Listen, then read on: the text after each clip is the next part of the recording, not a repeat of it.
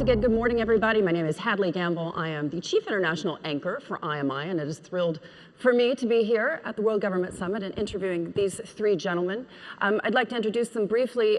America's 70th Secretary of State, Mike Pompeo.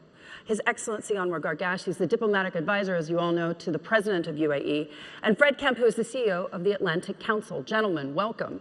We're talking about the geopolitical reset. I want to kick off with His Excellency. Our governments talk regularly. Do you believe that Donald Trump is going to hit Iran? Softball to start. Well, I think, I don't know what's going on in President Trump's mind, but I can give you the view from the region, the view from the UAE. I think that the region has gone through various calamitous confrontations. I don't think we need another one, but I would like to see direct Iranian-American negotiations leading to understandings that we don't have these issues every other day. It is extremely important that many of the key issues that have rocked the bilateral relationship and has had an impact on the region, and foremost amongst them is the nuclear issue, is addressed directly, and that it doesn't become a source of instability and a source of questions like these every year or two. Thank you. In your mind, is the Iranian regime closer to being neutralized than in the past? And what I mean by that is, are they, at least in your mind, not as close to obtaining that nuclear capability? Well, I think from everything that I know, Iran today needs to reach a deal. I think Iran, on the one hand, has suffered geopolitically, and at the same time, its economy needs to rebuild itself, and to rebuild that, they need to rebuild their relationship with the United States. I think through reaching a deal, a political deal, a wider geostrategic deal that will actually be beneficial to the area, the Iranians are also helping themselves in ultimately what they need, which is rebuild their economy. Mr. Secretary, you worked side by side with President Trump during the first administration. We understand that Steve Witkoff is going to be meeting with his Iranian counterpart in Istanbul in just a few days from now. Do you believe they'll get a deal done? Oh, goodness. First of all, it's great to be with you all. Second, when I talk about Iran, I always like to do full disclosure. They're still trying to kill me, so I'm biased, for sure. $1 million bounty on my head, which my wife thinks is a little low. No, it's unimaginable that there can be a deal, to me. We've had a deal with the Iranians multiple times. They have cheated and lied and avoided compliance with every deal they've signed. I watched President Trump. I was there. I recommended to the president that he withdraw from the previous nuclear deal that we had agreed to under President Obama. I think they may come away with some set of understandings, but to think that there's a long-term solution that actually provides stability and peace to this region while the Ayatollah is still in power is something I pray for but find unimaginable. In your mind, do you believe that we'll see Donald Trump pull another Venezuela in Iran? Oh, I don't know. I mean, we're all sitting in the middle of lots of American firepower today, right? As we're here. My observation is that previously when President Trump has done that, when there have been large-scale deployments, and in the end he wasn't able to achieve his objective, he has used that to try and create further leverage to get what it is he's hoping for. And you know, I always go back to this. It always sounds so punitive or harsh, and I agree with Dr. Gargash. Iran would be wise to find a way forward that is fundamentally different. Wise not just for America and for the region, but for the Iranian people. It's hard for me to see the current leadership, the current regime actually change in that way. And so I think President Trump will continue to be determined to try and drive that. All we had asked was exactly what Dr. Gargash spoke to. Just like, be normal. Like, we're not asking them to do anything special, anything different. You know, we've had long conversations about the Emiratis on enrichment inside of their country, right? Big fights on the 1, 2, 3 agreements. To think we're going to allow Iran to enrich something that they have continued to demand or their right to do is not something I think they will give up on, and not something I think President Trump will walk away from as a demand either. So, Fred, Iran on the ropes. We've seen what the president was able to accomplish with Venezuela. An overwhelming majority of Venezuelans, by the way, as we know, support his move there.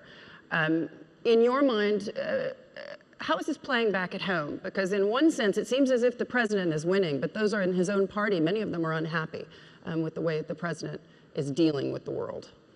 So first on Iran, the regional spoiler is in deep trouble, and so the president is looking at a situation where Iran is naked in defense, has shown it can't really effectively hit Israel, number one. Number two, its proxies are down. The Hamas and Hezbollah, Houthis less so, but also in trouble. So regional behavior is gone. Third, its economy is in really bad shape, terrible shape. And fourth, you have a president who understands that this is a moment in time where you can change Iranian behavior one way or the other. And I don't think he's going to leave Iran before he has a way to do that, whether it's through talks, or at least he's going to do it through talks or through other means. And I understand their intelligence is pretty good about what's going on in Iran. In terms of how it plays at home, you know, whenever the president has a success, it's going to help him. On the other hand, his base is saying, well, look at our affordability problems, look at all the things you promised to do when you became president, and are you not focusing a little bit too much on international affairs? But the president sees that's where his legacy is going to be. And so he's made, he's brought NATO to a higher range of spending. Maduro is gone as leader of Venezuela. He talks himself about ending, 8 wars.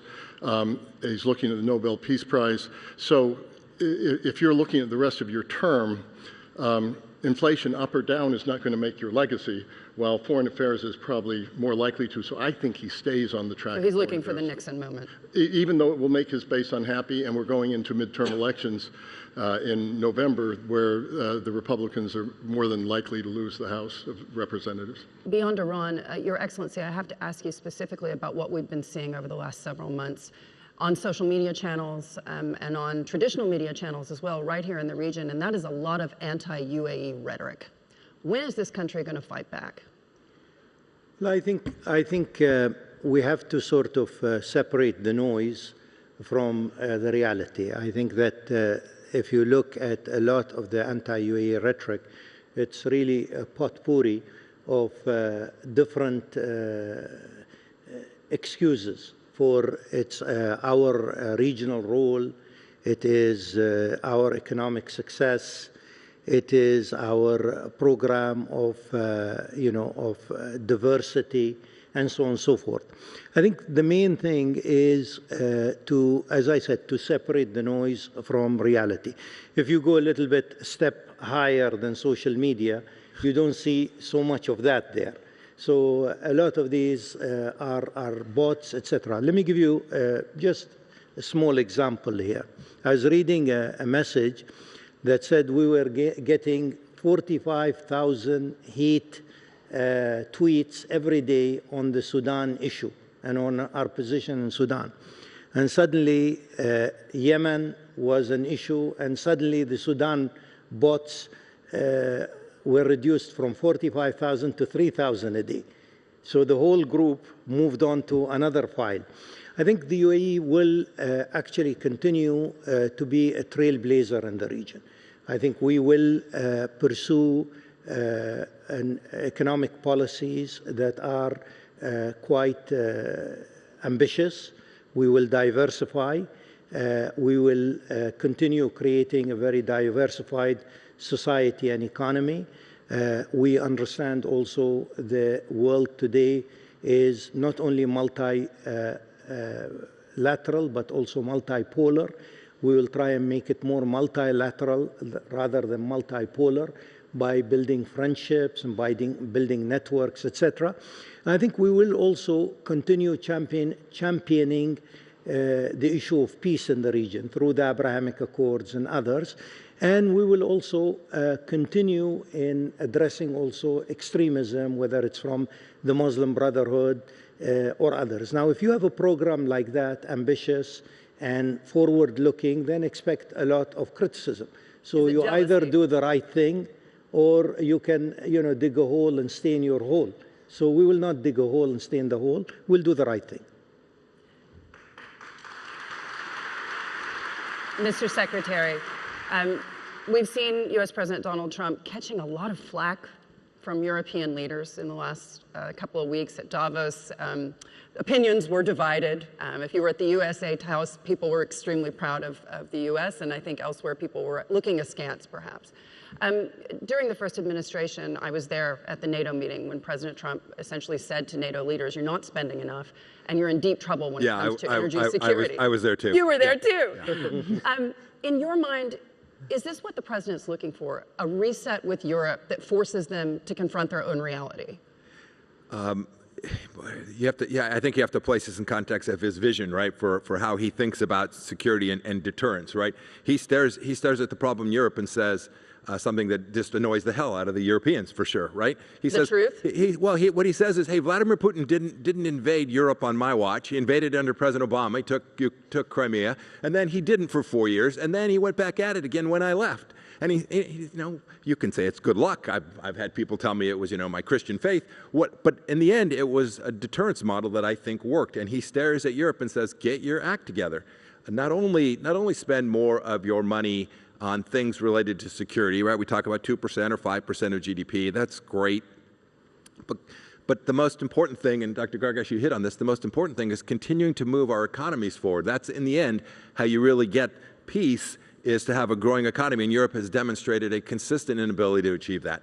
And he is trying to drive them to say, you can run a social welfare state, but if you're going to turn to the United States to bail you out of those decisions about how you run your own government, those days are behind us. And I don't think it means a break with Europe. I don't think it means that the transatlantic alliance is lost. I think that's the CNN, BBC narrative. I think the reality is he's trying to convince them that the world has moved past those models of governance, that you need to take responsibility for security for your own nation. And when you do, we will continue to work with all of our friends, our Emirati friends, our friends in Europe, to deliver the very peace and security that is driven by a deterrence model that demonstrates a fundamental resolve and seriousness about your own nation's security in a way that Europeans I guess I was a young soldier 40 years ago. For 40 years have failed to do. Your Excellency, a few years ago, when President Putin invaded Ukraine, many across the world considered Vladimir Putin to be the greatest threat to global stability. Today, if you speak to many on the American left and many in Europe and many around the world, they'd say Donald Trump is the greatest threat to international stability. In your mind, what is the greatest threat to stability today, globally? Well, I think it depends. I mean, if you look at it globally, the relationship between the United States and China is a major, indicative issue for all of us. As long as that relationship is managed well, as long as there is a clear, I won't say partnership, but it's controlled competition, etc., then I think this is an important part here. Managing that relationship is important. Recent, for example, discussion about nuclear weapons remains, I think, very much tangible. I mean, the way that nuclear weapons have been controlled in the 70s and 80s through a series of discussions and agreements, I think we should address that. I think within our region, we have to find, a way forward on the Palestinian issue, because that, I think, is extremely important and core. And I think this should be done through political processes. It cannot be done through confrontation, as we've seen time and again.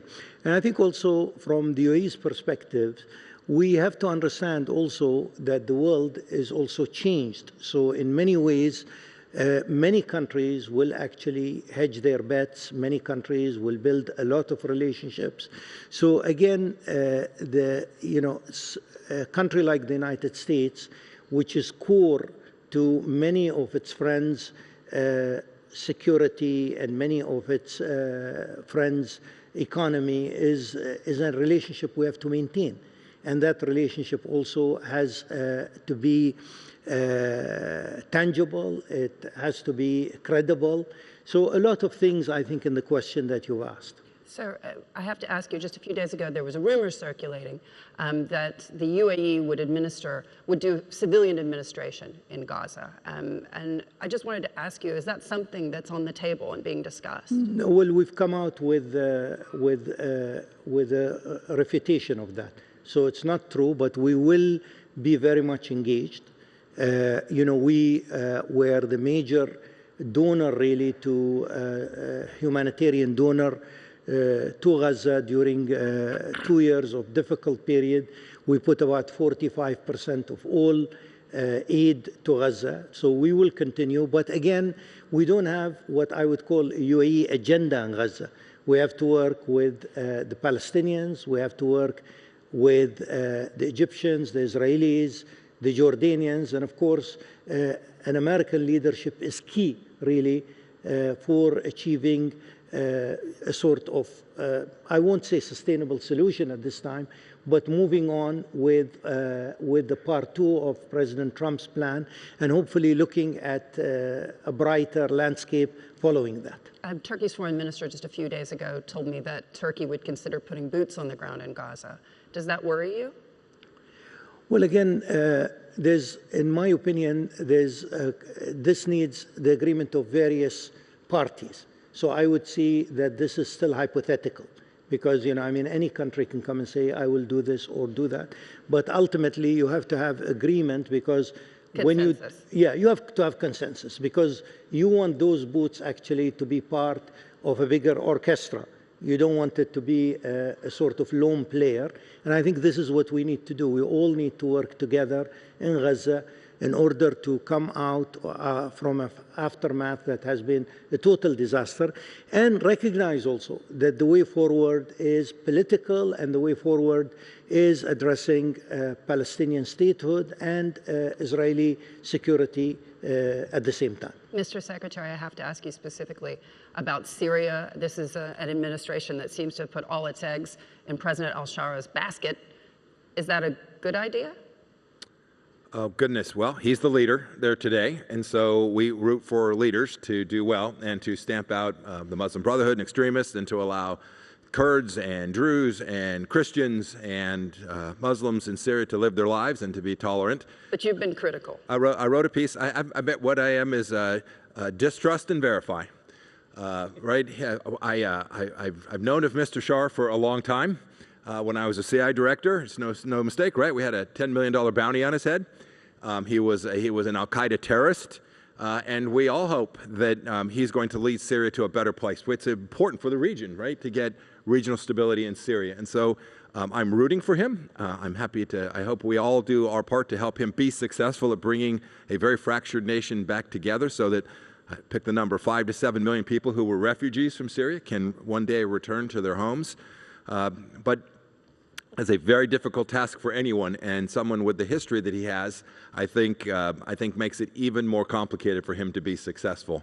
But he's the leader today, and we all should hope that he's able to pull off what it is he has stated his intentions are. And just to wrap us up, Fred, if we're all here living in hope, in your mind, does President Trump have any shot at the midterms, or is this going to be a total wash for the Republicans? So I don't think he's looking to the midterms. I think he'll lose the House in midterms. I think he really is looking to history. And the question for me is, how will we remember Donald Trump? So if you look at presidents and what outlasts them, you look at Franklin Delano Roosevelt, New Deal liberalism. It's with us to this day, and he won World War II. If you look at Ronald Reagan and internationalist conservatism, with us to this day, a little bit on its hind feet at the moment. I think it's going to make a comeback, and we won the Cold War. What will Trumpism be? Is it going to be institutionalized and structured, and then it could be a little bit more lasting, and some of its aspects could be more lasting, or is it going to be personalized and improvisational? And then you might see a lot of what Trump has introduced being reversed relatively quickly. Some things won't be reversed. I think tariffs stay in place. I think that we ask more of our allies. I think we're going to want to spend less on defense for the Middle East and Europe and look more at China. But I think the next 2 years are really going to be about what is his historic legacy going to be, and I think it's uncertain. Your Excellency, Mr. Secretary Fred, thank you so much for joining us. Thank you. Thank you. Thank you all very much.